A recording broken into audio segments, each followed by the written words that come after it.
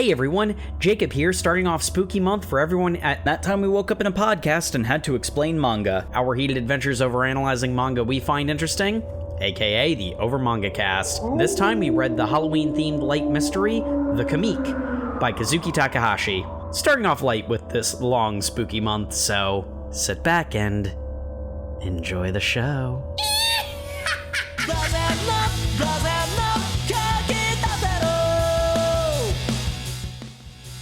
Hello everyone and welcome back to the Over Manga Cast. My name is Sam. As always, here at the top of the show, we talk about our familiarity with the manga that we read this week.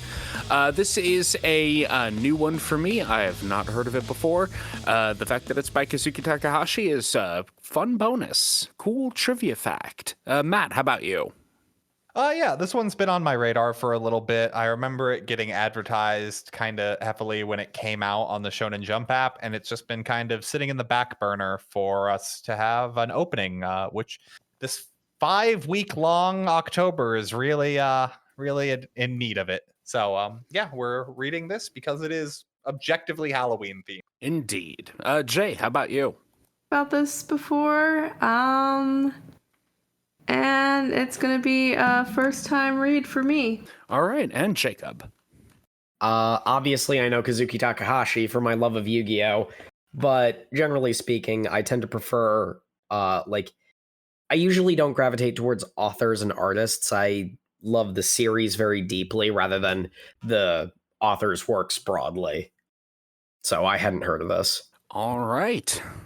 We open up our story with the premise just laid out very bluntly for us. Is there a metaphor in here? Is this a metaphor? Guys, do you think it's a metaphor? Do you think there might be a metaphor in here somewhere? Well, the first part isn't even a metaphor. It just says, this book is a work of fiction. But I really do want you, the audience, to know that prison labor is used to draw manga backgrounds. That is a real thing. Oh. Yeah, prison labor is used to draw manga backgrounds. That is the opening page. Mm-hmm. In the near future of 2022. No, in the near future of 2022. It's still happening. But that is a real thing that happens today. Yep. Well, hold on. In today, the year of 2024. It was happening in 2018 when this was written. Yeah. It is probably still happening today. Oh yeah, 100%. I trust Jay's input on this. I don't know why you would. Why do you think I understand Japan's prison system that well? I've played Phoenix Wright. I've got a pretty good idea. Yeah, Matt probably knows this more than I would. He's a professional. Played the Phoenix Wright. There's a lot of parrots. A lot of parrots. I call the parrot to the witness stand. After this bleak opening, talking about the fate of prisoners, we have a shoujo manga. Mm-hmm. It's amazing how well Kazuki Takahashi's art style fits for a shoujo manga.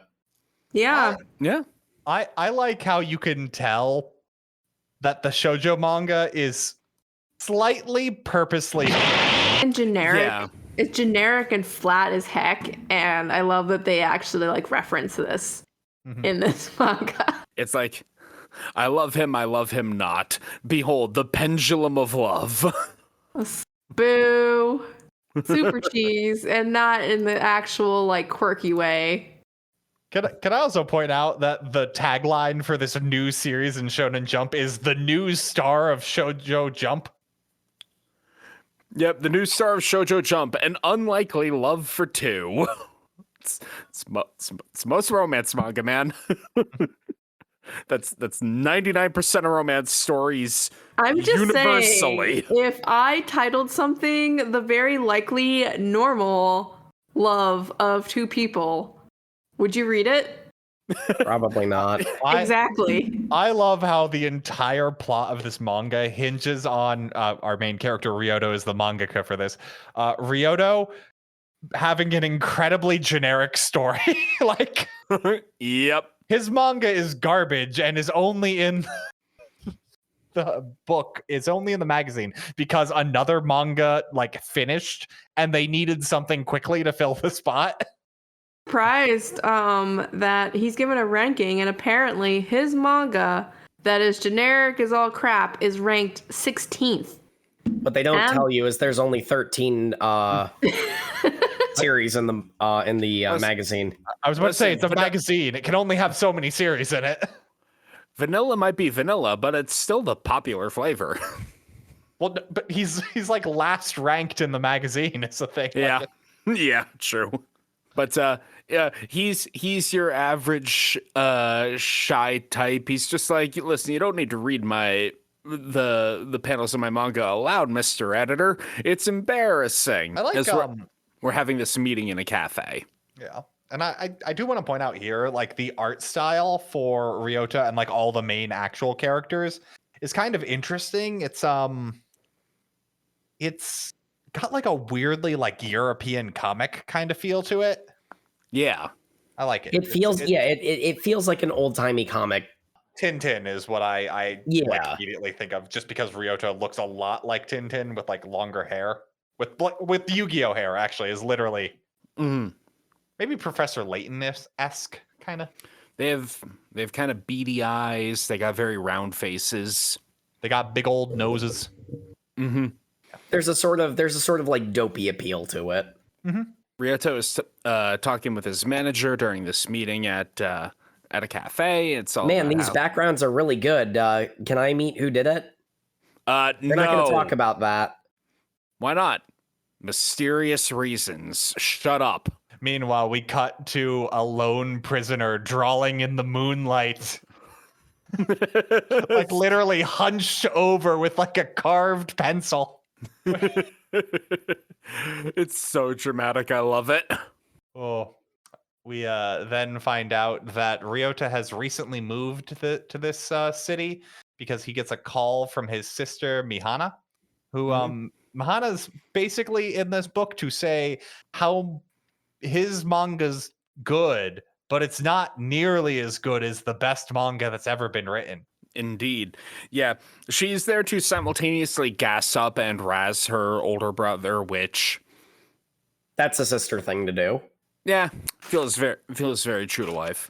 She's like, yeah, I loved reading your manga. However, I definitely... I need you to become really cool and famous so that you can spoil me to good restaurants. Yes, so, almost like sister wife situation going on. Please stop. So weird. This is not an episode of Says Confidential. Yes, it is. God damn it, no, it's not. This will not happen.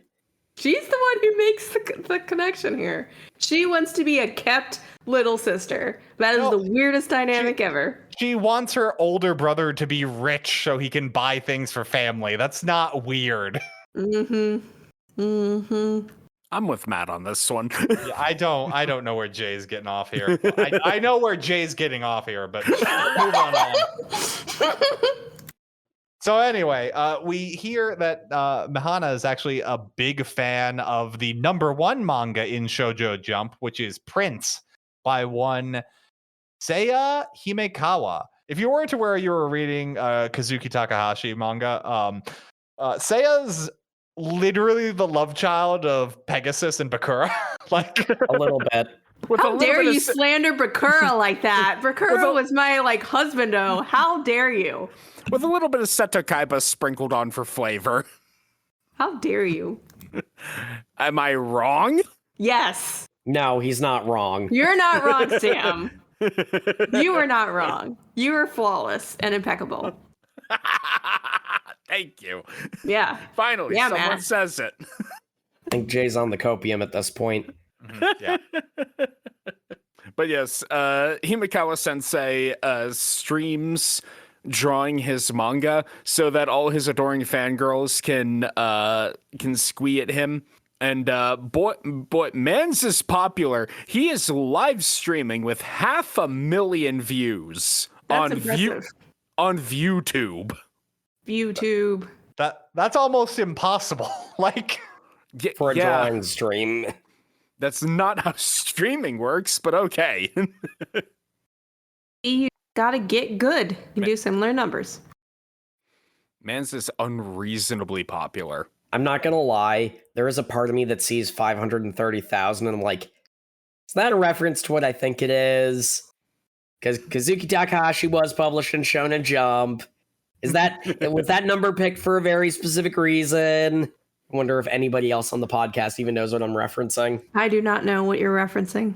Please elaborate. It's first form Frieza's power level. There you go.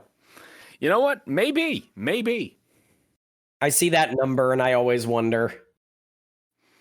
It's a bit too specific. Before our shy boy Ryota can stop her, Mahana goes and comments in the stream being like, what did you think of the new manga that debuted this week in Shoujo Jump? A new manga debuted this week. Let me go ahead and read it. Wow, this is painfully generic. I am deeply uninterested on every page. What is this? I love how he was able to maintain his 530,000 viewers while reading a manga, not on screen, to himself. Yeah. Actually, just has the magazine open and is flipping through the pages like, Nani? Nani? I'm sorry, my friends, but this manga was so dull, I must end the stream. Good night, everyone. Oh my god, he went up 24,000 viewers while doing Oh my god, I just noticed that. Oh my His God. views increased as he was just reading a book. Listen, that's what When that's he's the, like that's the on power the of Pretty Boy. stream. Yeah, and people were joining the stream late, or people were like, ooh, what is Senpai reading? I need to tune in. Ooh, he's trashing another mangaka? Yeah, we love that tea. Ooh, spill the tea. I don't get human social interaction. So anyway, Mahana starts yelling at him because her boyfriend doesn't like his manga, so he's garbage and needs to do better. Yep. Click. And then we find out that Seiya is the villain because everything he does is encased in very dark shadows. So villain coded. It is really funny to see because it's like obviously Kazuki Takahashi drew Yu-Gi-Oh years upon years ago. This looks different than Yu-Gi-Oh. Like you can tell it's him, but there are certain faces that he does that are like, wow, you really went to the well on that one. And they're usually Seiya's villain faces. Yeah, it's like, hi, Bakura. Look into this Sakamaki guy. He says ominously into his phone. Yep. And then a time skip that in the course of the manga leads you to believe it is that night, which... The time scale does not make a whole lot of sense, especially here. This is the least logical time skip. It must be this night because everything else is pretty tight, except the manga released today, which is not enough time for this detective we find out to have tracked down that in this manga, there is some kind of symbol that connects to a singular murder that happened 3 years ago called the Halloween murder. And I'm like, what a safe ass town that they had one murder 3 years ago and it's still like the most investigated thing. It's definitely not Diamond City. Or Domino City, yeah. Diamond City is... It's the opposite of Domino City. Oh, but yeah, so we've got like the detective who has a name, but he's essentially just a Sherlock Holmes looking motherfucker who literally has tracked down Ryota to go like, oh yes, I'm quite a fan of this manga. It's got such good art. I like looking at it from all directions. Oh, by the way, you're the mangaka of this manga. Well, I'm actually a detective and I'm investigating a crime. Do you know anything about it? No. No? I believe you implicitly. Goodbye. The fact that he's right proves he's a good detective. Yes. Kinda. It's like it's odd that you were just kind of looking at the like book sideways. What's with that? Yeah, it's literally, this is the inciting incident. Well, I guess no, this is actually not at all important because the inciting incident happens anyway.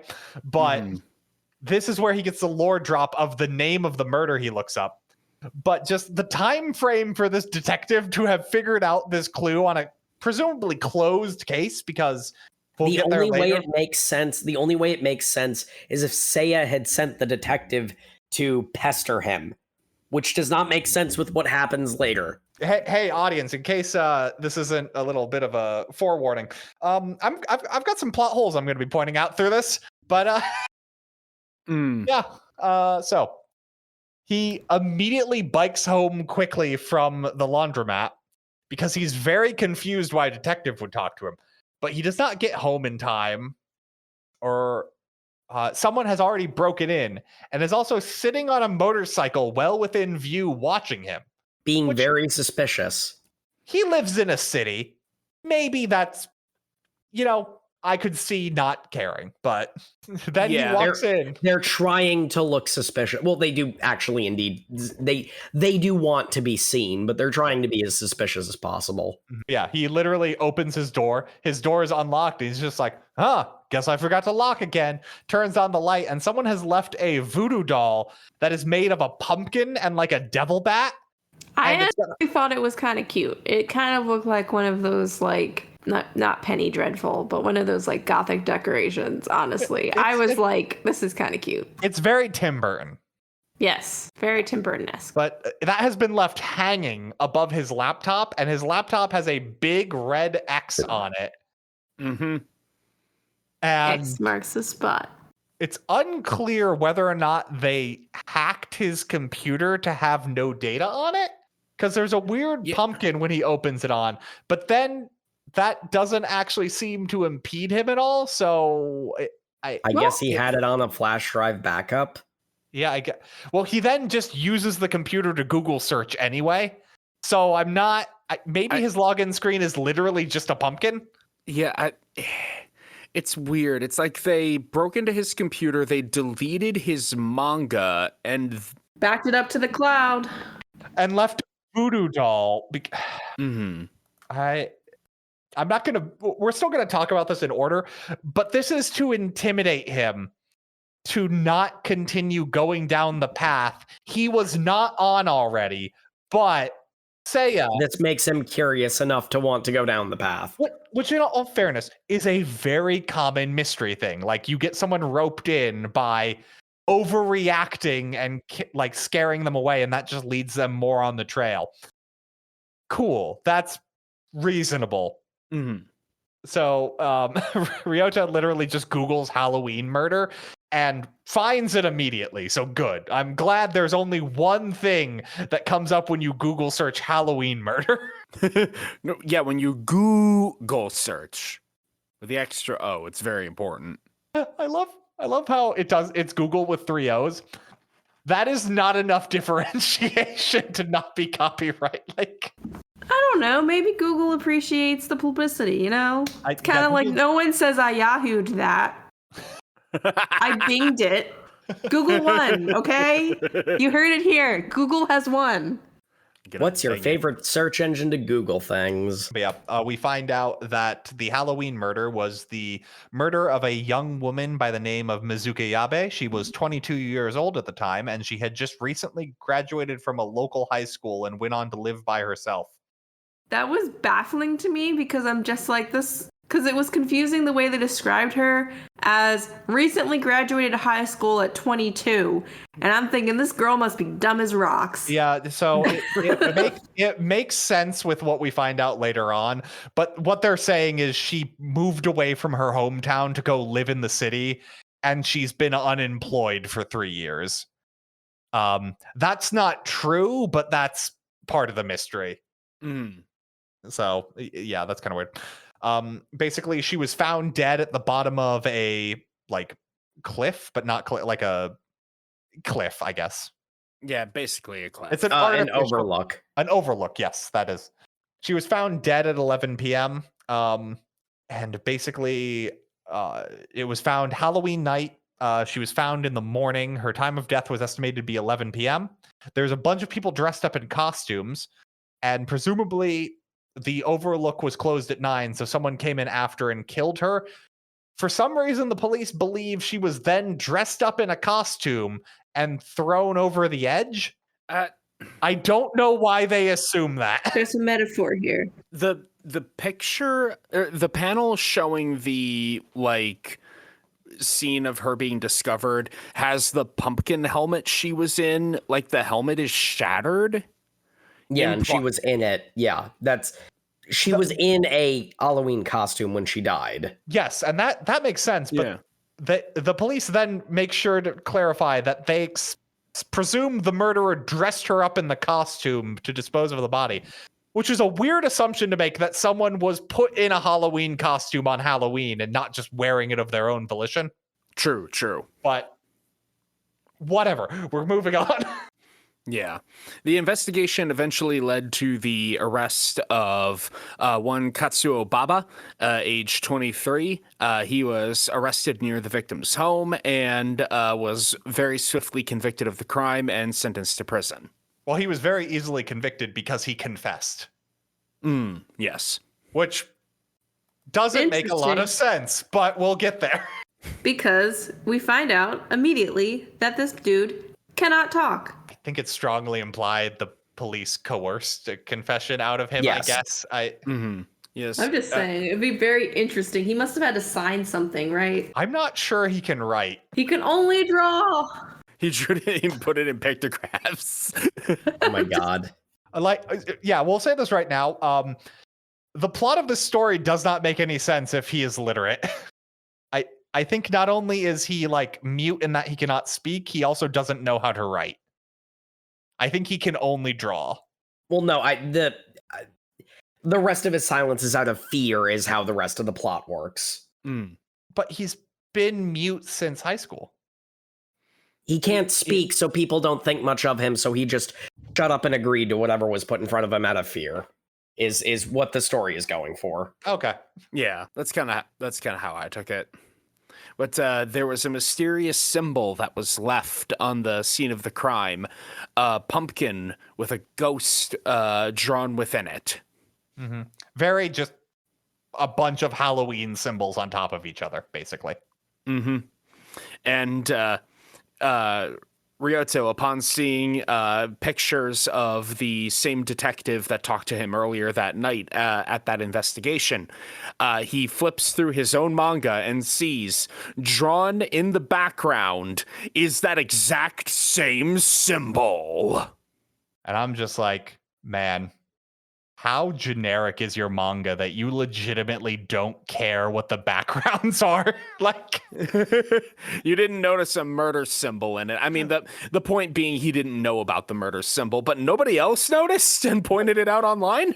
Well, the murder symbol is presumably secret. I'm more speaking of the thing, like, he didn't seem to care that the titular moment or the climactic moment of his like debut manga has a garden with a like big jack-o'-lantern in the center, and he was just like, yeah, that's fine, and rubber stamped it. Like, the fact that all care that much. Well, the fact that all of his notes for his backgrounds was, I don't know, draw whatever, is the only way this plot works. And it's just like, yes, because his manga is so generic, it does not matter what the backgrounds are. Because Ryota has made it into a magazine, but is otherwise presumably not that talented, I guess. He's a middling mangaka. And he's just starting out and hasn't really found his feet yet. Mm-hmm. And a savant detective, I guess, considering the rest of this. But it depends on your definition of savant. He's just a Depends side on your hustle. definition of detective. You know, they don't pay these mangaka well enough. He's a side hustle. Well, yeah, they're also using prison labor to make the backgrounds, which is a real thing that happens. But yeah, so he goes to meet with his editor and says, oh, by the way, the manga's fine because I had all of the files on this flash drive, which we'd established he had earlier. I understand you know what? He's asking his editor for the pages. Oh, for the backups, yeah. That makes sense. Okay, so that was deleted off his computer, but his editor had copies that he got the next day. Cool. That covers that. Indeed. But Ryota immediately confronts his editor about how, so did you know that the murderer, the Halloween murderer is drawing my backgrounds? I don't know what I want to talk to him. I love Ryota because it's like, it's like everything he knows about being a detective is from skipping the first 19 pages of every case closed chapter. And he's just like, being a detective is just shouting conclusions at people, right? Yep. Seems to work for him. Kind of. Oh, so he's like, yes, I want to meet this murderer. So he is arranged to have a visitation to the prison. He goes to Shua prison. Again, do you think there's a metaphor in here? Regardless of the reality of this, do you think there's a metaphor in here somewhere? I think I need at least 3 more pieces of evidence to be fully convinced. I lost my shit at Shua prison. I don't get it. Shueisha. Oh, okay. I like so this was written for the 50th anniversary of Shonen Jump, so it being very manga focused is on purpose. Understandable, yeah. But yeah, so he's allowed the meeting with the caveat that they cannot bring anything in and that he cannot talk about the murder at all. Which it makes me feel weird, but I know that Japan is very guilty until proven innocent focused. So like if you're convincingly enough accused of a crime, you did it regardless of the circumstances. So them not treating prisoners well and not really giving them, those sorts of concessions does kind of make sense. Yeah. Like that's fine. It's not fine, but like it makes sense. It makes sense. It's logical. It's got verisimilitude. So basically, what then happens is an interrogation where Ryota is just like, hey, Baba, well, I'm just going to talk at you. I've got a bunch of questions, but I can't ask them. But I'm watching the prison guard who's not paying attention to us at all in the corner of the room. And I'm going to pretend like I'm talking about our manga, but I'm going to be asking you about the crime you're in here for. And then I will slowly lose the subtext of this and just start being text. I love how he was completely unable to hold to a code. It's like, it literally gets to the point where he's essentially just like, so yeah, my friend is guilty of a murder, but I think my friend is innocent, essentially. And clearly, the guard they got stuck with doesn't give a shit. It's really how they get away with this. Bro is asleep. He is napping. I want to go home after this. Yep. But anyway, Ryota is like dissecting the symbology of the background that Baba drew. And we find out that he trusts Baba implicitly because Baba drew a snowdrop flower on a pedestal in the corner. And a snowdrop means, it's consolation, essentially. But it also has another meaning, hope. And because of that, I know you're innocent. And then that's finally when the guard goes like, okay, yeah, you're actually talking about his crime. We said you can't do that. You're out of here, kid.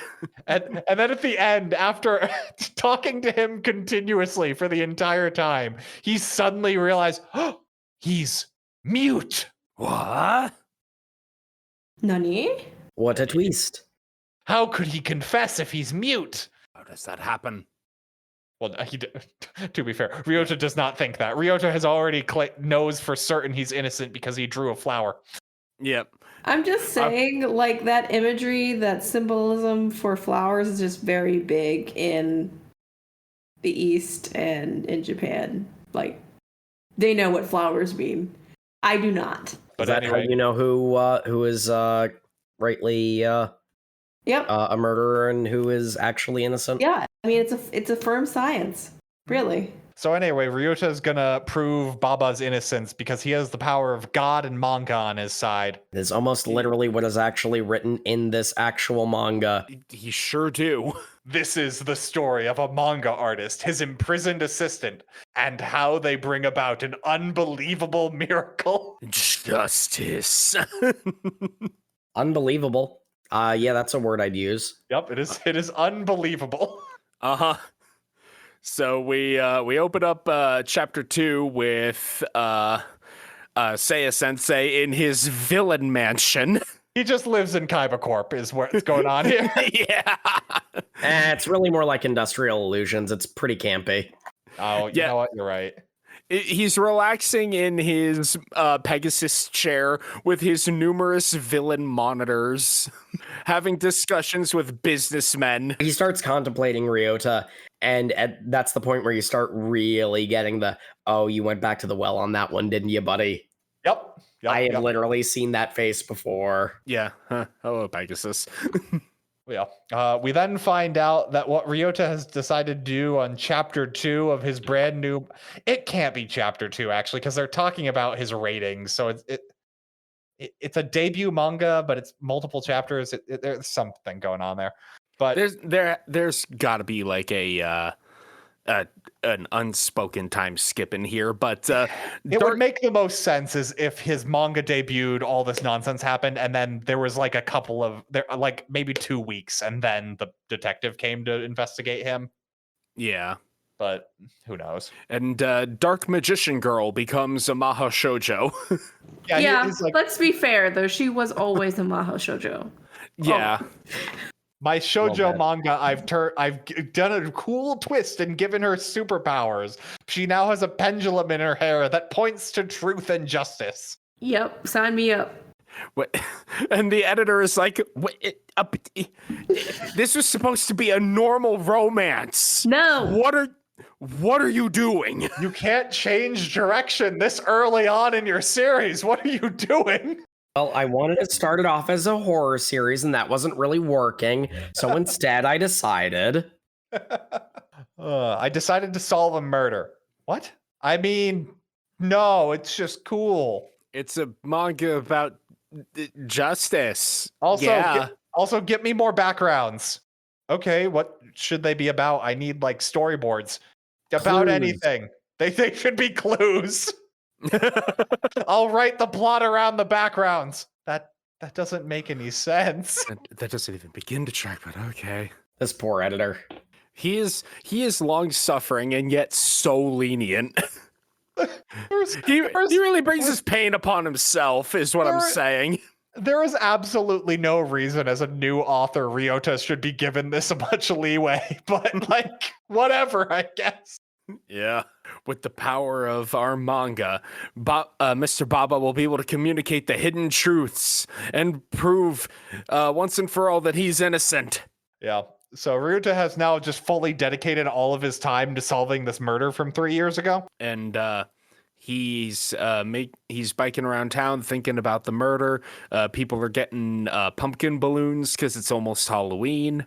This town loves Halloween, by the way. They love Halloween so much. Did you know this is the only town that has Halloween fireworks? Boys and girls of every age, wouldn't you like to see something strange? But yeah, he comes home to find out that his home has a bunch of Halloween balloons, but his have evil X's all over them that are identical to the X put on his computer. So he decides he's going to go live in a manga cafe instead of going back home. And presumably he lives in that manga cafe for the rest of his life. He just crashes. It has what he needs. I don't appreciate this judgment over here. It's got internet. It's got an outlet so he can charge his tablet. That's all a man needs in this modern day. Come visit him, it's fine. Yeah. A shocking amount of page space is dedicated to Takahashi Sensei being like, guys, did you know drawing on tablets is really convenient? Really convenient and fun. Oh, yeah, no. The whole reason this exists is basically a writing and drawing challenge from Takahashi to himself. Also, I want to make it clear at this point. It might sound like we're ragging on Takahashi this entire time, and we are. But I want to make it clear. He very much did this entire manga for fun because someone asked him to do it. Because that man did not need money. Like, yes, he stole my heart. We are all of us having fun here. But yeah, as much as we're gonna make fun of this because like it's goofy and stupid, this was clearly made with like love and passion and fun. Passion's maybe not the right word because it's not quite exactly a passionate work, but like it's the kind of thing where it's like you know the guy making this had a blast, and it permeates every panel in a way that makes it fun to experience as well. Even if that experience is, hey, wait a minute. There is one quote from, like, each of these chapters has a little author's note section, which is very clearly like one long thing stretched across the entirety of it. But at one point, he goes, I had never written a mystery manga before. And I'm like, yeah, Takahashi, it shows. Yeah. So we get the next clue, which is he's looking at the background for his new manga, which is going to go live soon because he just got the backgrounds in. Mm-hmm. And in the background, there is a trio of billboards pointing to each other that, when put together, say Prince Doll 397. Prince Doll? You mean the title of the manga that Seiya Himekawa makes? What? Conveniently, I'm living in a manga cafe where they have all of his mangas here. I can find volume 3 and go to page 97, but not before 2 girls walk by and exposition at me and then leave. These 2 girls will come back later to exposition equally as hard. They are unexpectedly important. I'm not 100% sure how they exposition the second part later on, but we'll get there. But Very carefully and with great skill. He goes and he checks page 97 of volume 3, and we're not shown what he sees, but it is definitely very shocking enough to have him go and join the big line for the handshake and autograph session with Himekawa. I love how Sensei. he's lamenting he's the only guy there. Like, dude, it's fine. Dude, you're here to accuse someone of murder. Like, really? Not the thing to be worried about at this time. Yeah, being the only dude is the lowest issue on your priority list right now. And then the Dark Magician girl from his manga inspires him. Gives him courage. Mm-hmm. So, his big plan is Seiya Himekawa has an autograph session. So he is going to go there, and we find out his plan was to confront him and ask, did you use Baba as your assistant for your manga? We have the same assistant. Mm-hmm. And he does this by pointing out his manga and then the manga previously in such a way that clearly the only thing is that they must have been drawn by the same person. Counterpoint, the prisoner you're using for prison labor could have just copied that background from a popular manga. Nah, Fair. there's too much soul. Yep, I guess. The heart of the manga. Yeah. I'm not even going to defend it in that case. My grandfather's manga has no pathetic volume. Pages. Has no pathetic pages. Yeah, and like, it's literally, this chapter is great because it ends on a whammy panel of him going, 3 years ago, Mr. Baba was your assistant. And we see him go, what? And this, oh man, I want to make fun of this, but this has one of the funniest reactions, or the resolutions, I should say. Because I'll just skip to it because the next part has another thing I want to talk about. But it literally cuts to him talking to his editor with a bandage on his face. So Seiya just fucking decked him when he did this. Like, yeah. In all honesty, yeah, what were you expecting? There was literally no benefit to going to meet him in person. Like, and directly accuse him to his face. He already had all the information. I don't know what he was doing here. He wanted to confirm from the horse's mouth that Baba had also been an assistant, but like, he had different ways, less stupid ways he could have done that. You don't understand. He was relying on the Japanese being able to demonstrate shame. I'm going to accuse you to your face. Because you will experience great shame in acknowledging this, you will make a huge confession. Because the shame will be overwhelming. Well, the thing is, he could have done what he does in this scene. Ask his editor. Yeah, or like, the thing is, confronting the person you think is the murderer is not insane either. Like, that's something like a character would do. However, This is also the character we just recently was too afraid to go back into his apartment because like he knows he's being hunted. Yeah. So he thinks the resolution to that is to not tell anyone and confront the person directly. Which It's is a choice. It's odd to me. We never accused him of being smart. It's not so much his intelligence, it's just inconsistent. Like, is he actually scared or not? Quite frankly, I feel like the whole like going to the internet cafe thing is really just convenient for later. Yeah, basically. Because he never really seemed that scared. So we cut to the next chapter, which has a little bit afterwards. But here's the thing that I really didn't like was after he's accused, they immediately show a flashback to the murder, which is a choice. They don't show Himekawa's face. It's all technically in shadow, but it's definitely him. It's definitely him. And like I know where they're going with it. Kind of just, I don't know. Me personally, it killed tension, which is not great for a mystery series. It causes the question to be why, not what or if. Yeah. Yeah. And in all honesty, the why could be literally anything. That's not really a mystery. You're not like participating in that. Yeah. And like not that you can't write a good murder mystery that starts with you knowing who the murderer is and like the crime, because like the series Columbo exists. Yeah, Columbo that was popular during the pandemic was like, that's the entire premise of that is the murder that starts with the murderer doing the murder and it's all about them getting caught. But that's not what this is. Like, yeah. It's an odd choice. I know why they did it, but I don't think it played well. But yeah, we cut to him having a meeting with his editor who is saying like, yeah, that was real dumb. You shouldn't have done that. Did you stop? He's real dumb and management's real mad at you. Yeah, I don't know if I needed to tell you this, but he is the most popular mangaka in our magazine. He could get you fired. Like, like no questions asked, no ifs, ands, or buts. Just you're out of here now, kid. I know, but the truth, it compels me. When was the last time you showered? Shut up. Oh, I got you some more backgrounds. Good. This is all good. I More need. clues. You're not listening to a word I'm saying, are you? Also, I wanted to talk to you about these backgrounds. They are all completely disjointed, and I don't actually understand what the plot of the manga is. That's inconsequential.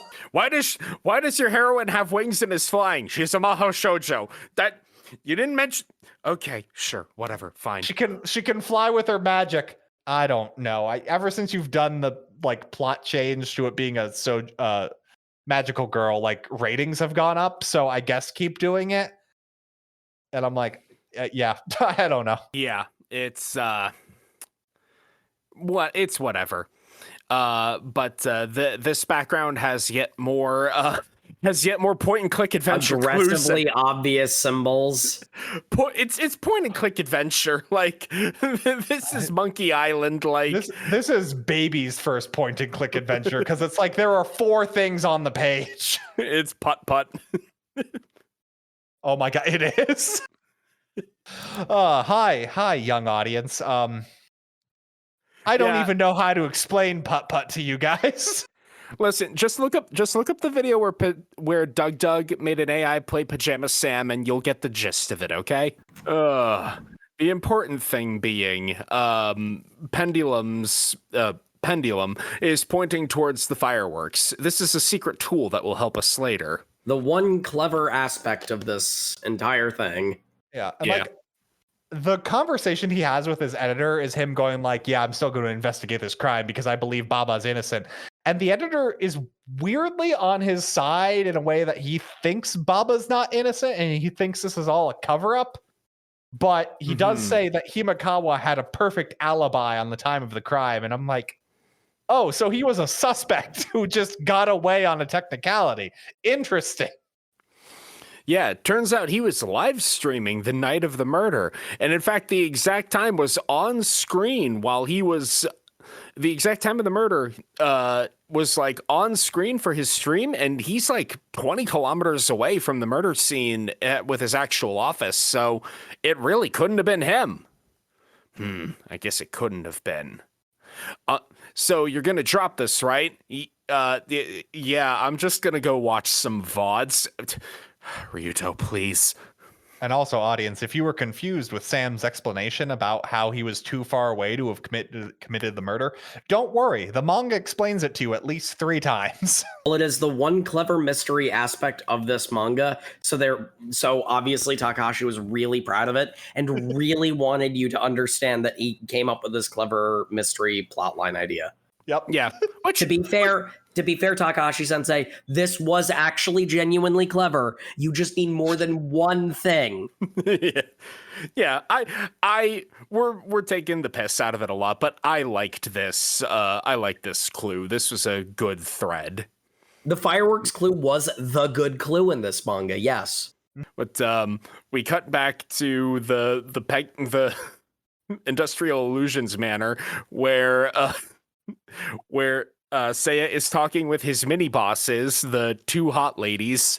I love how evil these 2 ladies are because they're so evil. They're just like, he's just like, wait, hold on. Why was Baba drawing his backgrounds? Oh, yes, well, prisoners are used to draw manga. And Seiya was legitimately just like, wait, hold on. They're using prisoners to draw manga? And I'm like, I'm on his side at this moment. But then they're just like, yes, because of evil manga pirates, we obviously have to use very underpaid labor to make our backgrounds. And I'm like, hold on. Wait a second. That's not how that works. You don't get to blame piracy for not paying a living wage. Like, I guess the quote that I'm going to just say encapsulates my feelings of this is Seiya going, it's over for both Sakamaki and Baba. I'll give them a taste of what it means to mess with my intellect and power. Keep that in mind for what Seiya does. What does Seiya do again? Well, we'll get to it. Just first we have to have Sakamaki obsessively watching the VOD of the murder night, where it once again he's reading manga on stream, so I guess this is just a thing that he does, and it's like, yeah, I guess he's got a perfect alibi. How could he possibly be the murderer? And Dark Magician, Pendulum, once again shows him the way, because what's that? A strange noise in the stream. Is that distant explosions, fireworks? But I thought he was 20 kilometers away. How could fireworks be playing around this man on Halloween night? In this town, the only town that has fireworks on Halloween night. In this town, in this time of year, entirely localized on your live stream. He was in a van. He had a mobile setup. That's what the clue is. It's a good clue, but God, they really love this clue. Yeah, They really love this clue. That's a cool, like, case closed, Phoenix Wright gotcha moment. Like, yeah, no, it is a good clue. Mm-hmm. You need more than one of those, but we'll give you the cookie. We'll take what we can get. Yeah, too bad it's chapter 3 and this is 7 chapters long. So, yep. So, Jacob, you asked what does Seiya do? Well, Seiya, yeah, I forgot. Seiya pulls up in his Lamborghini to the prison. He Seto Kaibas his way into the prison by saying, like, hey, I'm the best. Let me into this prison. And they're like, of course. You're a famous mangaka. You're allowed to do whatever you want. And at which point, Seiya walks right into the meeting room, stares Baba dead in the eye, goes, damn, it's hot today, unbuttons his jacket, opens up his jacket, and then turns and walks away. It's like, really, that's it? You were barely here. I said all I needed to. As we cut to the forecoma on his tie, showing that a teeny an explicit threat. Teeny Chibi Baba getting murdered in the exact same way. It's literally, he drew a comic of him murdering Baba, and that he hit it on his tie. On his. And this is the example of his genius and intellect at play. I went into the prison with a blatant threat worn on my person. I'm so smart. I mean, I think the word you're going for is bold, but It's bold, all right. intellect is not something I'd throw in there. Like, I guess his genius plan is he hid it on his tie underneath his coat so that the metal detector wouldn't get it. But like, anything that wasn't metal could have been put under your coat. Like it. Yeah. I don't. It's just odd that he's just like, I threatened him. Now Good he'll job. be quiet forever and never ever reveal anything ever again. Good thing it's Halloween night. Woohoo! As Mihana runs to find her brother at the internet cafe where he's been camped out for presumably weeks at this point.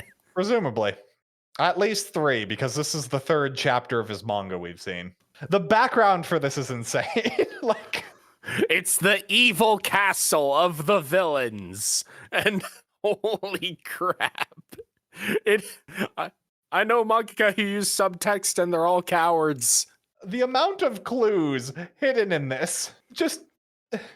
It's basically just a pictogram explaining the plot. It literally only works. I don't know how you could write a plot around this, because this is like the big whammy panel at the end, and he's just like, "Yeah, I don't know. I don't care about my job at this point." Is really where he is in this mystery solving thing. Mm-hmm. Solving mysteries and friendship is more important than my paying job. I guess he doesn't need money because he's just living in this manga cafe. Like. Yeah, I guess. But why is his sister here? That's because he's been accused of murder. As most creatives do, he shut off his phone to put his nose to paper and received no messages for an undisclosed amount of time, meaning that when he finally came up for air, he looks at all his notifications and actually, yeah, I think this might be the worst case scenario of what those notifications could be saying. Now, I know what you're thinking. If they already have Baba in prison and he's known for being the murderer, why is Ryota wanted for this murder?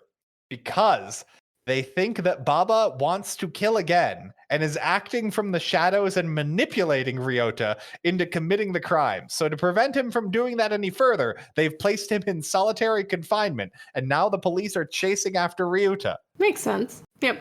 Yeah, that tracks well enough. And by the police, we mean that detective from earlier who looks like if Elvis and Sherlock Holmes had a baby. No, he looks like Columbo. He does look a lot like Columbo, actually.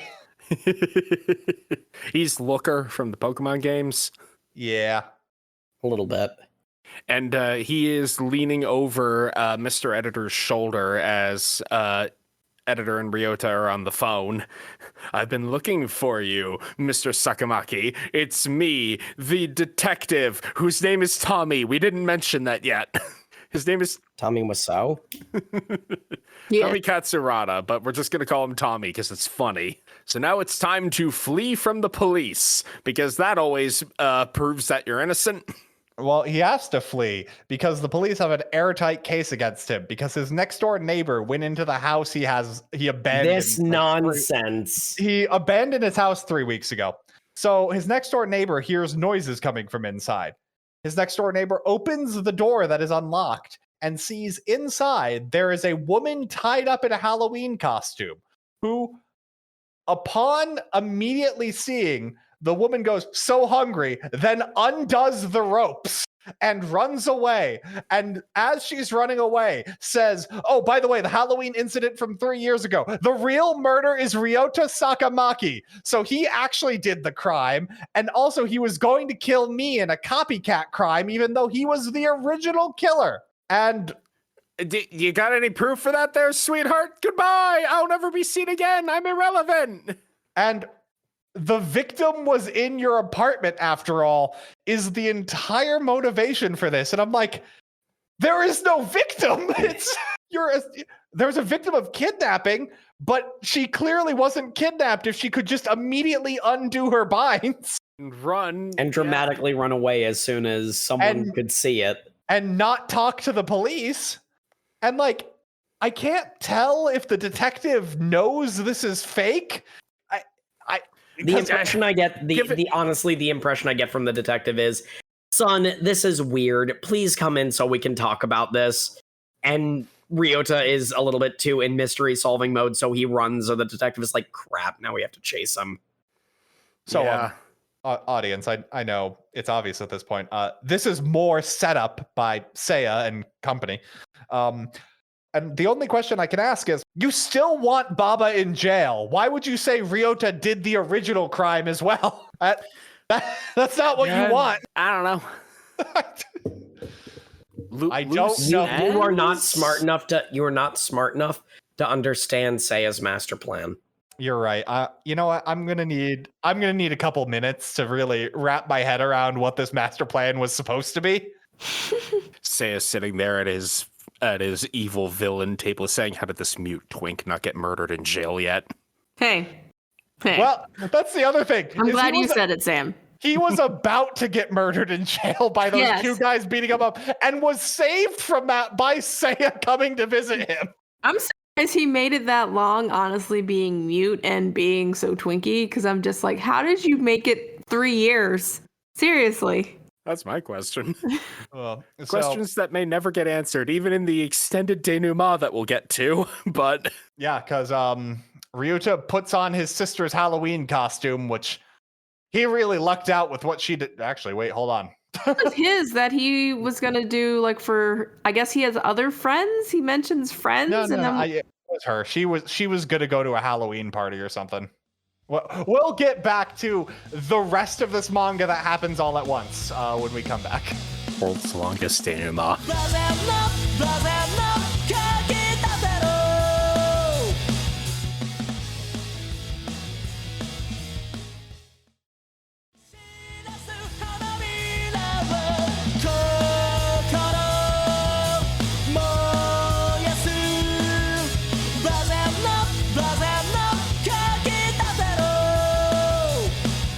And welcome back to the show, folks, where last we left our mangaka, amateur detective, this guy, he'd been accused of murder and was fleeing into the night wearing a Halloween costume because really actually just an ideal place to lose pursuers, unless your phone is being tracked by GPS.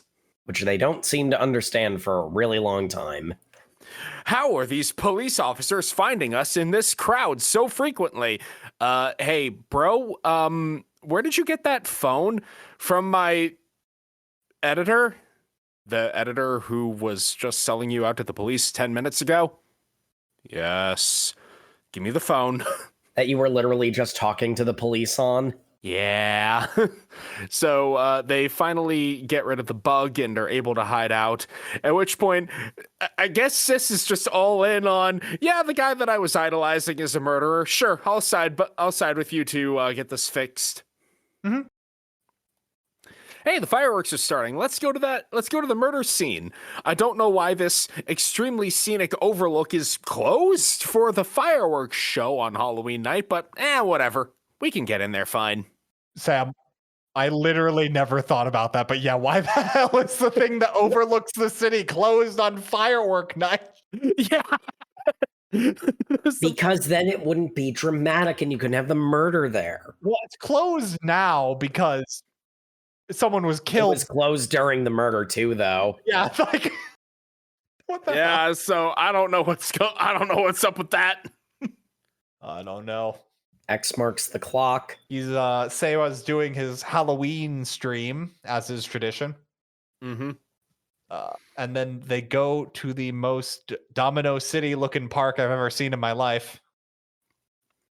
This looks like I played many a duel in it on the GBA. I loved Sacred Cards.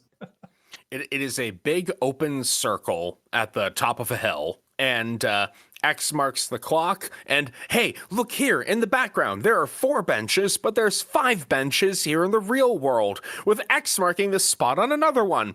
Let's go to this bench and examine it, and what? There's something taped to the underside, presumably for the last 3 years. At this public park, there has been a piece of paper taped to the bottom of a bench. I guess it never rains here. I'm gonna be honest, this clue is what literally sent me off the edge of never expecting this to be a good mystery. Like, it's just and only makes sense for it to be there like a couple of hours ago.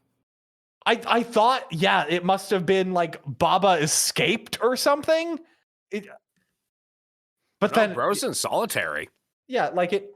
I thought there had to be another player, and there's not. It was presumably put there by... No. Technically there is, but dear God, does it not help this particular clue in any way, shape, or form. In fact, it makes it significantly worse. Yeah, because Baba would have no idea. No, I mean, there's another player involved in this. Yeah, well, yes, but that has nothing to do with this clue. Yeah. And it shows Himekawa and the murder victim side by side. And it has Pumpkin Club scribbled on the back. So his sister goes into Himekawa's chat and says, "Man, friends with Miss Yabe of the Pumpkin Club. That's nice. Let's meet where we can see the fireworks." And he immediately closes downstream and runs away as a very large figure looms menacingly in the shadows. And we get one of the Death Tea villains showing up for some reason. That's we not get Chop Man from Death Tea. No, this man is full on living with Charlotte Linlin. Like, that is going to be Big Mom in 40 years. Yes. It all comes back to One Piece. Yayo. Yayo. We do find out that this monstrous figure is presumably in control of Seiya because she just goes, "Someone knows about Pumpkin Club? Take care of it." Yes, I'm sorry. I'll deal with it. You had better. You know what happens when you disobey. As the camera focuses on a very gaudy ring. But he arrives at the Overlook Park. He sees a figure splayed out in a Halloween costume, and it's Mihana. Yeah. As she and Ryota now have him cornered, and the police have shown up, which Ryuto is like, "Yes, the police, I was expecting you." And Mihana's like, "But we shut off the GPS device? Wait, why is there a phone taped to the back of the Halloween mask I was wearing?" I love that presumably Mihana just was laying down there for 2 hours. Because yeah. It's like, she kind of implies that to be the case, too. It's been 2.5 hours because there's a big clock tower in the center of this scene. Mm-hmm. That, yeah. So here's where we apparently begin our denouement. And Ryota was just like, yes, you see, he's actually the murderer from the night 3 years ago. What? How? I thought you were the murderer because you had that victim tied up in your apartment. At which point Minaha goes, "I don't know, it's Halloween. Maybe she was just screwing around." We entirely believe this. Well, Minaha's just like, "That's not enough evidence to convict someone for anything." And they're like, "You're right. Our scenario was stupid." Which I'm like, good, but you don't get to fall for it and then fix it. But how can you claim that Himekawa was the murderer when his alibi was perfect? The fireworks, you see. We're going to go over the one good clue again. Actually, hold off on that for a really long time. Yep.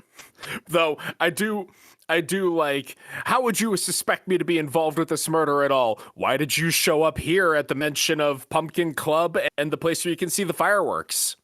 There's plenty of places you can see the fireworks in the city. Why would you specifically come here? Yeah, it's ridiculous. I also love how the clock tower is advancing at such a time that they have been talking for over an hour at this point. I did admittedly like the "then why did you come here in the first place" bit, solely because it reminded me of the moment in Sonic Adventure 2 where Dallas is like, how did you know about the fake emerald? Because you just told me, Fox Boy. Oh, it's just that, but again. But yeah, they're able to unravel the mystery, I guess. And then all of a sudden, Seiya just like collapses and is like rushed to an Screaming. ambulance. I thought he was dead because we see the large ominous figure flip up the pumpkin ring and flip the switch to the skull. And I'm like, oh boy, his head's going to explode. No, he just kind of goes bzzz and screams. Like, and before we get there, they do a whole thing about how his motive was you're in a photo with the murder victim, which is not only not evident, it's like... That doesn't explain anything. That proves nothing. But it's it kind of immediately counteracts the fact that he said that he didn't know this girl and that she was just, some rabid fan of his or something.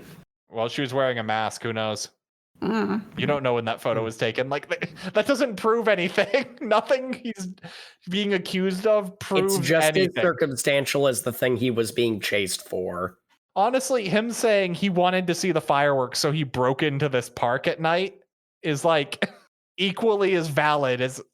That is the weirdest thing, is he shows up to this park. But yeah, then they hit him with the fireworks clue, and then he's just like, oh no, well, I guess I'll come clean. Oh, brain aneurysm. Oh no, I'm totally dying, I guess. Medical event.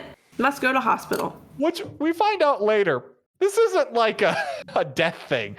He has a big migraine. It's a very big migraine. And it's enough for them to go, oh, well, better take him to the hospital. The stakes of this are comedically low, despite the murder. Yeah. I don't know. Essentially, they see him scream, and then I guess, symptoms of, a seizure or something. I always thought it was, the chip kind of operated as, a migraine, but also, as essentially an implanted taser to your brain. It does whatever the plot wanted it to do. I'm going to be honest here. It makes him go... We'll get to that. So, our amateur detective duo are in the internet cafe again, talking about the events, and it's like, we still have so many pages left of this manga. How are we still here? Oh, and the two random passerby girls are just like, oh, you heard of Pumpkin Club? We did just kind of mention it aloud, yeah. Well, hold on. I do want to point out the one panel I absolutely love, which is Ryota going if Seiwa turns out to be the actual murder, maybe Baba will be acquitted of his crimes. And I'm like, I would certainly hope so. Yeah, hopefully. I wonder if I find out that someone else did the murder, they'll forgive the person they originally arrested. Maybe, who knows? Presumably. Yeah, but those two girls show up and then give the craziest lore drop in this series that makes no sense. Oh, you see, Pumpkin Club, it's kind of taboo to talk about it. The rumors were crazy. Anyway, later. Yeah, don't talk about the Pumpkin Princess, you know. No, we don't know where are you going? Tee-hee. Anyway, we've given our plot clue. And Ryota realizes that he never actually deciphered the final image. Yeah, he asked for that image and then never used it. He's like, oh God, I didn't notice all the clues in this drawing. Because it's the really gaudy, mansion with all the pumpkins on it. No, I understand it now. We must. The true murder victim is Himekawa. What? Yeah. And we get the rest to of this does not make sense. The last chapter, which, there's two ways that the end of a mystery can make you go, what? In shock. One of them is, holy crap, I never thought of that. That's so clever. And the other is, what the f*** are you talking about? And we're dealing with the latter. This was 100% written because the line, the one who was murdered was Seiya Himekawa, is a really hard line for a mystery manga. And they're like, okay, well, we're going to write everything around this. And the thing that is written does not make sense. But it is a really cool line to end a chapter on. That it is. Basically, the rest of this manga relies on Japanese names and Japanese to English translations, which, to be fair, the manga does a good job of conveying. That's not my problem with this. Yeah, I will say that is a personal like disappointing thing I have for like especially when I get to like a case closed chapter where the solution is a word puzzle. I'm like, oh, well, I never had a chance with this. I guess I'm just being given the solution, which is not fun. Mm-hmm. And moreover, you're not even given all of the names that you need until after it's already being revealed what's going literally on. right now. In this manga, there is no puzzle. Like this is a bullshit ass pull at the last minute. This is not a mystery.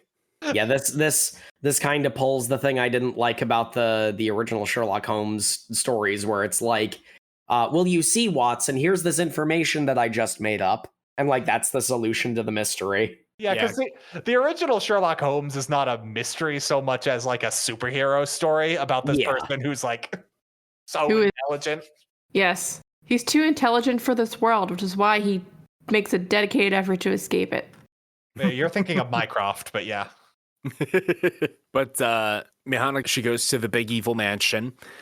She gets in by pretending that she wants to be a assistant for the Pumpkin Club, and the two evil hench ladies and the mastermind, who is now finally revealed to be a very, very large lady. Very round, very board-like. She looks like Shrek. I don't even think she looks like Shrek. That's an insult to Shrek. Somebody once told me the world was gonna roll me. And she's gonna be rolled down a hill. She's built incorrectly. She is shaped like a pumpkin. Yes. And we learn from the flashback with Ryota that it's like, you see, the final background revealed the secret because it showed the silhouette of a man with a keyhole, but the keyhole actually says IC, which how you know it's an RFID chip implanted within the man we knew as Seiya Himekawa. And also, the castle has River, Princess, and Saint written on it, which makes up Himekawa. So that's the full name. It could be one name, or it could be 4 different people. Because the victim provides the ya that's missing from Seiya Himekawa's name. Mm-hmm. Because Pumpkin Club was actually 4 women who joined forces. I mean, 4 individuals who joined forces to form one mangaka. Kind of. Sort of. They had a manga club in high school. Called the Pumpkin Club. Yes. Because the extremely large woman, she was bullied for being fat and you know, they always have those PSAs about why you shouldn't bully kids, and it's really important to stop bullying. They don't tell you it's because when you bully people, they come and become dependent on you. That's the real reason you shouldn't bully people. You don't want to be the object of their sexual fantasy. I was really hoping I wouldn't have to use this cyberpunk meme this episode, but okay. Nope. That's where we're at. Yes, because the man we knew as Himekawa had bullied her in elementary school, and she was like, that's hot, I guess. I am totally into this. What happened is he gave her attention, negative attention, but attention. And he was also hot and super popular. So the hot and super popular kid is giving me attention. I don't care what type of attention he's giving. I just want it. Also, be fine. So we find out that this group was a group of high school friends who then decided to form a single mangaka. And one of the women involved in this group just decided to start dressing like Chun-Li at some point. We're not really sure why, but you know. Why does anyone do anything, I guess? Though those 2 women are not characters. They don't exist. They exist for the name reveal that wasn't that great. I genuinely don't know what they do either, because like they are there to be the Sei and the Gawa. Well, because what we established is they're like a manga club, and they like started doing their own stuff. Seiya and Baba started drawing, and Baba became his friend and everything. And then Princess, who is the big pumpkin-shaped woman, her grandfather owns like a medical technology thing, so she's super rich, and she used her money to like just weasel her way into their friend group. And by that, I mean she had a car hit Seiya. Yes, real name Sato Yoshio. She had him get involved in a car wreck so that when he was in the hospital, an RFID chip could be planted in his body so that if he ever did something that she didn't like, she could flip the switch and give him a seizure. It's and possibly mind control him or something. We'll get to that. I don't think so, but like, so you say RFID chip. It's literally like a shock collar for dogs, but internally implanted. Yeah. And they just put it in him. Oh my. But yeah, so she then uses that to force her way into the group, despite the fact she's not talented at all. Which, caveat, those two other women who make the name don't appear to do anything, because what they establish is that he, because he's like a hot guy, is going to be the front for their shoujo manga. And he's going to be the VTuber persona, except he also does the art. So I'm not sure what anyone else is doing. He does the character art, Baba does the backgrounds, and that's the rest it. Is by the other three. He's also the public-facing part of this operation, so the fact that they're all this like single individual isn't true. Because it is all just him. He's the one with the portmanteau name, so... Well, no, he's using their name because he's pretty. But he's also very talented, which is not normally where you go with this. Presumably, Yabe was doing stuff as well. I guess they must have all been artists, but that seems so convoluted. Probably, like all artists, had probably contributed to storytelling, I guess. I don't know. Sure. Because like I mean, okay, giving the benefit of the doubt, because quite frankly I don't think it deserves it, but just because we're hanging on this, what's pretty obvious is that the main guy that we've been calling Seiya is like the lead artist, but like the other three like girls in the group, they'll do like other character, like they'll do like background characters or touching up the art. Maybe one of them is really good at inking or something like that. One of them is good at storytelling, and then Baba is the background guy, because that is always been established that Baba is the background. So it's like they all contribute something. It's just not only is the guy we've been calling Seiya, because I don't remember his actual name and I don't care to. Yoshio. He's like the main artist, so he can like draw on stream for people, but like he's not like doing literally all of the art. Yeah, that makes sense. Oh, there is a wide shot of like the evil villain dynamic where large lady, I forget her name, Hime something, she's lording over all of them, and it does show the two hench ladies doing art as well. So they all must be doing art, but what I'm saying is he could clearly be a solo, because we find out he and Yabe were going to run away and be a solo act together. I guess they're going to be a partnership together. They were just going to cut the rest out. Yeah. Which Princess did not like. Because so she did something with the chip. She was going to have Yoshio kill Yabe as like punishment, but he's like, no, I love her, I can't. And it's like, well, then you will be punished, and activated the chip. So he was like seizuring, his, like, seizure migraine, and so Yabe, it's very unclear, but what I'm pretty sure is Yabe then said, I don't want him in pain, and threw herself off the thing backwards to end it. Yeah, she committed seppuku, except actually no, she just jumped. Seppuku is a specific thing. But yeah, no, she jumped, and that means no, compelling suicide is a kind of murder. But it was neither Baba nor Yoshio, is the point. Yeah, I get that is the thing. It's like there's not a murder at this point. There's a bunch of other crimes, but so many other crimes. And the entire time that they're having this big reveal, and they expose her to the point where she's like, I don't care. Everything you said is true, but it doesn't matter because you're in my domain, and I'll kill you right now. We're literally in the studio where the live streaming happens. We've been rolling the whole time. Oh my god, it's the Full Metal Alchemist thing again. I love the detective who's just watching this on his phone like, yikes. I don't like all the people watching this and laughing about this person who was like threatening murder. Like, who's confessing to like a murder, basically. And then we have to end on a joke. She's too fat to fit in a police car. They shove her. Yeah, it's a bunch of guys shoving her in the car. Yes, we're finally revealed the true nature of that mysterious symbol. A ghost inside a pumpkin. It's the Ghost Rider trapped by the pumpkin. Sato is then put into the back of the police car in cuffs. He probably has some kind of processing he needs still, to go through. Well, I mean, he's still committed a bunch of crimes to cover it up. Yeah. But they did remove the like shock collar in his brain, so yeah. I doubt he's gonna get he's not gonna get the book thrown at him. Yeah. Yeah. Also, Baba has been released, and now they're all friends, and they're gonna go make manga together. They solved the crime, everyone. Yippee! Good job. And that's the comic.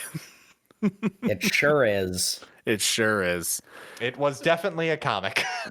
So, favorite character. I really liked Yoshio, aka Himikawa, because I like Pegasus and Seto Kaiba, and he was just both of them. He was both of them at the same time, and that was fun. How about you, Jacob? I like Mihana. She had some cheeky fun moments. She was peppy. Matt, how about you? My favorite was Detective Katsurada because he was just an insane cartoon character in this entire mess. Everyone was an insane cartoon character. He was an entire level above, and I'm not sure what he did. He did his best. I expected him so often to go, just one more thing. And Jay, favorite character. Honestly, I guess for this particular work, I didn't even frame it as a favorite character. It was just kind of I kind of just read along with the plot and enjoyed the whole thing. I didn't really have a That's fair. Character I pinpoint on this particular work. Fair enough. But yeah, that's the entire thing. So we can't do our usual thing of like plot predictions or would you continue reading. So final thoughts? It was cute. It was fun. I enjoyed it. I wouldn't spend any more time with it than what it was. So I think it was a good length. Yeah. There were the 2 points where it just decided to go on because it's like, okay, so it's like, it's not a good mystery. It's just like, I'm just kind of along for the ride and I'm enjoying it in the way that Takahashi is enjoying it. So it's like, not as a good mystery, but I'm just sort of like, okay, I get where it's going. Trucking along. What the Where did that come from? Okay, I guess we're doing this now. There were 2 points. And the first one was when someone was tied up in your apartment and accused you of murder. And the other one was the mind control chip. Yeah, they do say it's a mind controlled chip, but it never actually does that. So it's weird. I don't know why those choices were made. But in all honesty, it was fun. It was clearly made by somebody who was having a blast, and I had a blast along with them. And, you know, I can't complain about that. It was worth that's it. all you need. Yeah, it was worth the read. I can complain about this, but I only because I was sold this as a mystery manga as someone who really likes mystery stuff. This is not a mystery. Yeah, it really isn't. It is an action manga that is mystery themed. It is like the Robert Downey Jr. Sherlock Holmes movies. Like, they are not mysteries. Very true. And I think that's a good way to sum up my thoughts as well. I enjoyed it for what it was, much like I enjoyed the Robert Downey Jr. Sherlock Holmes movies. I enjoyed it for what it was and nothing more. And I feel no compulsion to do anything else with it. Cute little romp. Indeed. Anyway. Thank you, everybody, once again for tuning into the Over Manga Cast. As always, you can find us on all your social medias where we are at Over Manga Cast. You can also find us on YouTube where you can like, comment, and subscribe. Our episodes go up there on a 2-week delay. So if you want to catch up on our up-to-date episodes, head over to overmangacast.com. We even have a comment section there. So you can give us your thoughts on the comic, recommendations for other things we can read, whatever you like. Yeah. And as always, we appreciate reviews in any and all forms. So go ahead, reach out to us where you can. You can also email us over mangacast@gmail.com for those recommendations that Jacob just mentioned. Unfortunately, we've got a bit of a spooky season as October goes on. So we are booked up for now. And, we started October off a little light, a little spoopy, a little just kind of chill trick-or-treating fun. But that's not what Halloween is about. Halloween's about horror. Maybe even some gruesome body horror. Hey, Sam, what are we going to do about that? Well, you see, we are going to go visit the good Dr. Madaraki because we're reading Frankenfran, volumes 5 and 6. Finally returning to that particular manga. And if you're keeping up with the show, be sure to read that. We'll see you all next Thursday. Good night, everyone. Good night. Good night. Rocky, that was the surgeon that I've been going to. Yeah, I do have a follow-up surgery, but it shouldn't get in the way of the next episode, guys. Don't worry. Yeah, your voice has been kind of... Wait, you went to her? Oh, yeah. I got a consultation. Oh, no. I'm sure it's fine.